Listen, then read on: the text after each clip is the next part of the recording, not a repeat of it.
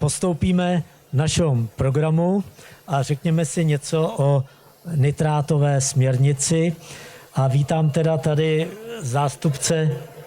zástupce firmy For Lives Agro, inženýrku Darinu Štyrjakovou, doktorku. Předávám slovo, zároveň i jejího kolegu tady. Dobrý deň, prajem všetkých. Pozývame vás tu si niečo vypočuť o inovácii, ktorá je možné riešenie pre nitrátovú smernicu. Chceš povedať niečo? Či nechceš? No, dobrý. Takže moje meno je Darina Štyrjaková a som z firmy Ecolife zo Slovenska, z Košíc. A teda rada by som vám predstavila riešenie nitratovej smernice a ochrany vôd pri znížení nákladov a zvýšení výnosov. Ecolife je biotechnologická firma, ktorá získala mnohé ocenenia po svete, ako napríklad od Univerzity Wageningen, ktorá je svetovo najuznávanejšou poľnohospodárskou univerzitou, taktiež od firmy BASF v Innovation Award, alebo Ceres Award, ktorý je boh poľnohospodárstva od Európskeho inštitútu pre inovácie a technológie a mnoho ďalších. A teda, aby som začala túto tému, môžete si všimnúť na obrázku, ak si zoberieme len napríklad taký dusík, tak tento dusíkový cyklus by nebol možný bez mikroorganizmov v pôde. Vidíte, že tieto baktérie dokážu robiť denitrifikačné procesy, vedia robiť fixáciu dusíka a bez života v pôde tento dusíkový cyklus je vážne narušený. A budem potrebovať... OK. Takže v dnešnej dobe je pôda častokrát degradovaná, prípadne vyčerpaná. V niektorých prípadoch tie živiny v pôde aj sú, dokonca niekedy v nadmerných množstvách, ale v rastlinách ich nenájdeme. A to z toho dôvodu, že tieto živiny sú neprístupné, ak pôdny život, teda mikrobióm, je ovplyvnený negatívne, respektíve pôda je v niektorých prípadoch úplne mŕtva, tak vtedy tieto prírodné procesy dostupnosti živín v pôde nefungujú. A to spôsobuje to, že rastliny sú slabšie, sú náchylnejšie chorobám a to vedie farmárov k tomu, aby použili stále viac a viac tých agrochemikálií, no je to taký začarovaný kruh. A práve tá legislatíva chce presný opak. Ak sa pozrieme na mapu Európy a na množstvo dusičňanov v spodných vodách a vo vodných tokoch, tak Česká republika je na tom jedna z najhorších.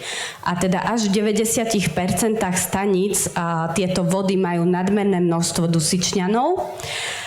A zhoršuje sa to. Čiže keď sa pozriete na roky, tak stále sa to zhoršuje a práve preto je aj táto zmena v nitrátovej smernici. A teda, aké sú možné riešenia? Tak jedným z riešení by bolo znížiť dávky hnoju, čo teda aj táto smernica uvádza, čo by ale teda viedlo ku zníženiu výnosov a ku zníženiu kvality. Ďalším riešením by bolo teda zatrávniť, nepestovať, alebo ďalšia možnosť je kombinácia hnoju, teda zníženie dávky tých hnoju, ale kombinácia s biologickými prípravkami. Biologickými prípravkami, ktoré môžu oživiť pôdu a zabezpečiť tieto prírodzené procesy v pôde, ako fixácia dusíka. A teda aj pôda sa v minulosti formovala z minerálov. Vznikla s vetrávaním, síce to trvalo storočia, a rastliny stále boli schopné získať živiny z minerálov počas symbiózy v koreňoch rastlín, kedy vlastne tieto mikroorganizmy sprostredkujú živiny z minerálov rastline. Ale nefunguje to bez tejto symbiózy. A my tento proces replikujeme, čiže vezmeme rôzne minerály ako oxidy železa, sľudy, živce, karbonáty, dokonca kremičitany a tie baktériami rozpustíme, čiže rozložíme ich ako keby v tom koreni rastlín a vzniknú nám tekuté živiny, nielen NPK, ale aj železo, zinok, mangán, kremík a tieto všetky sú potrebné pre správne fungovanie a zdravie rastlín. Okrem toho samotné baktérie sa tam pomnožia a je ich zhruba bilión v 1 litri, čiže je to veľmi živé, plné baktérií a tieto baktérie vyprodukovali veľmi efektívnu zložku, ktorá by vznikala v symbióze v koreni rastlín a to sú rôzne vysoké koncentrácie proteínov, alkoholov, bakteriocínov, veľmi dôležité pre imunitu rastlín, fytohormónov bioaktívnych, ktoré stimulujú rast rastlín a rôzne organické kyseliny. A teda toto zloženie, aj tie baktérie, ktoré fixujú dusík, aj tie všetky efektívne metabolity, aj tieto prírodné rozpustené minerály vznikajú nie nejakým chemickým procesom, ale práve v rámci tej symbiózy mikroorganizmov v koreňoch rastlín a preto je to aj certifikované pre ekologické poľnohospodárstvo. Spadá to do konceptu regeneratívneho poľnohospodárstva. Máme certifikáty Bioland, Demeter, takže je to naozaj prírodné riešenie. A teda, keď sa pozriete aj na tabuľku svetových umožniteľov regeneratívneho poľnohospodárstva, tak si môžete všimnúť E. coli v ľavom dolnom rohu ako alternatíva hnojivám. A teda, aby ste videli, či a ako je to teda možné, tak ukážem vám pár príkladov. Toto je napríklad podpora rastu už pri veľmi maličkej dávke, čo sú 3,5 litra na hektár, aplikované 3-krát, tak vlastne tieto probiotické baktérie dokážu podporiť rast a zefektívniť využitie hnoju. Tu vám ukážem test priamo tu z Českej republiky na Mendelovej univerzite, kde tento test na pšenici dokázal, že je možná plná náhrada hnoju dávkou 9 litrov na hektár 3-krát, s tým, že je tam aj porovnateľný výnos, porovnateľná obsah dusíka v zrne a taktiež ale väčší počet odnoží, čo dokazuje lepšiu silu rastlín. A zase dávkou 3 litre na hektár je možné zredukovať o 20% hnojiva.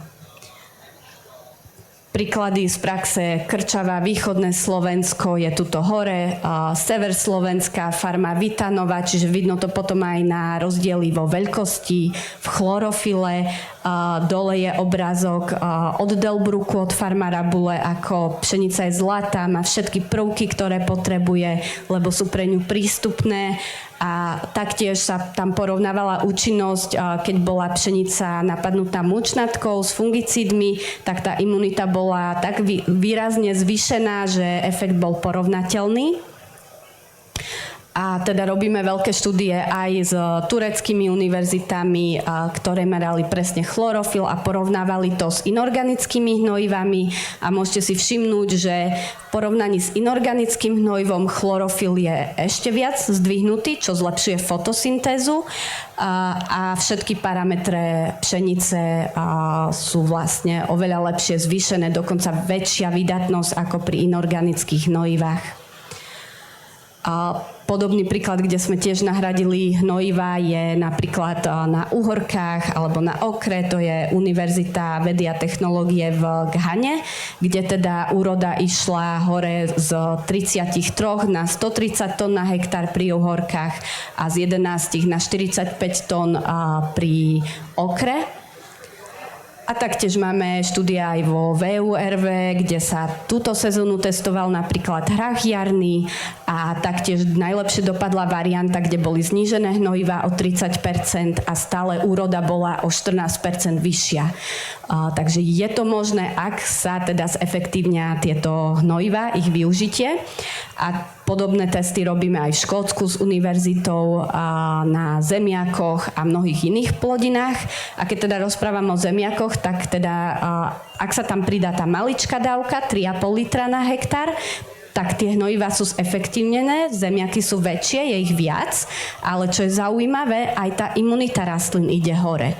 Čiže tu si môžete všimnúť, všade v tejto oblasti, kde sú tie zemiaky také krásne zelené, tak tam nie sú napadnuté chrastavičnosťou, ako po anglicky je to common scab, na ktoré nie je ani pesticíd, a v ostatnej oblasti teda všade majú túto chrastavičnosť.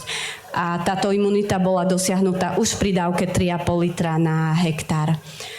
Podobný príklad sú zase jahody. Toto je akreditovaný test z univerzity v Novom Sade. Takže ak sa to pridá k hnojivám, tak sa zvýši ich účinnosť a teda narastá úroda o 52% a 60% a dá sa zredukovať o 50% NPK hnojiva s tým, že úroda je stále o 7% vyššia. Veľký farmár pri Norimberku, pán Boss, používa to napríklad na to, aby tá imunita bola zdvihnutá mučnatke. Ale aj náš najväčší pestovateľ ovocia Dobriežko, predvčerom sme s ním boli, mal strašne mŕtvú pôdu a tak mu odumierali jahody, zahnívali korene, odumierali a keď sme mu zaktivovali pôdu, tak vlastne sme zastavili a krásne sa to celé zregenerovalo, jahody prežili. Ďalší príklad robíme s veľkými cukrárenskými firmami Norcuker, Zucuker, Royal Kozun, testujeme cerkospory, ale aj zároveň zvyšujú sa kvalitatívne parametre, keď ten život v pôde funguje a má všetky tie potrebné živiny, táto rastlina, tak potom aj cukornatosť narastá a zvýhli sme cukornatosť pri 2 dávkach o 1,24 tón na hektár, čo je profit 250 eur na hektár, pri maličkej investícii okolo 20 eur.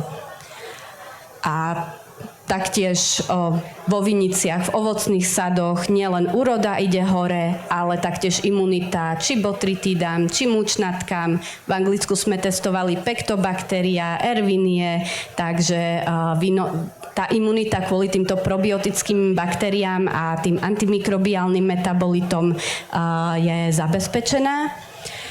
A teda chcela by som poďakovať za pozornosť, že ste si teda vypočuli o tejto technológii, ktorá jednak regeneruje pôdu a zároveň zlepšuje výživu a odolnosť rastlín. A teda pozývame vás aj do nášho stánku, ktorý je tu hneď oproti, ak si to chcete ovoňať, pozrieť sa na túto inováciu, ako to vyzerá, prípadne dostať nejakú vzorku a skúsiť si to doma. Takže ďakujem krásne za pozornosť a teda skončím to s tým, že pôda a život v pôde je naozaj strašne dôležitý a bez toho nič nefunguje. Takže musíme sa starať o tú našu pôdu, aby bola zdravá. Ďakujem.